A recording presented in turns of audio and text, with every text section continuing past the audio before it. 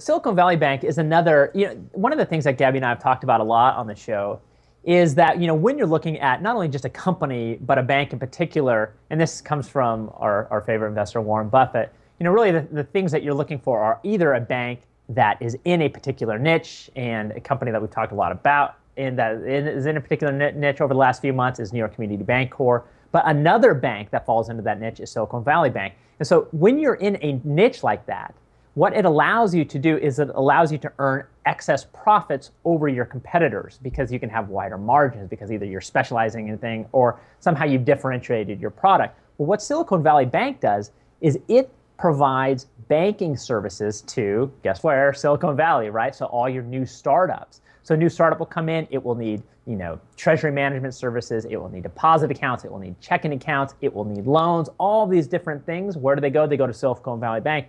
And there are a number of really, really interesting things that come from this. The first is that if you look at Silicon Valley Bank, so most banks, what they do is they borrow money really inexpensively from depositors, and then they invest that money into much higher interest earning assets, namely loans. Well, what Silicon Valley Bank does is it has so much free money in terms of deposits. Let me make sure my numbers are right here. Out of roughly $40 billion worth of liabilities, get this, $31 billion worth are interest-free deposits. That's insane. Think about that for a second. This is a bank that 78% of its financing is free. I mean, it's unbelievable. And the reason its financing is free is because all of these Silicon Valley banks put all of their excess deposits in there, and they get all those excess deposits from your venture capitalists.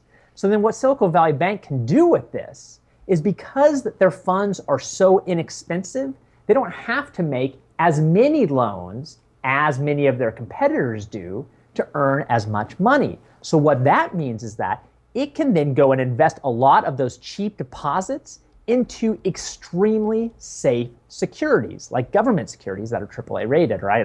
I can't remember if our government is AAA rated anymore or not, or AAA minus or AA plus, but it's basically as safe as you can get. And it can still earn all this money, reduce credit risk, and serve this particular niche market. And it's just been a great thing for Silicon Valley Bank's investors over the years. It's been able to compound at a faster rate than many of its competitors.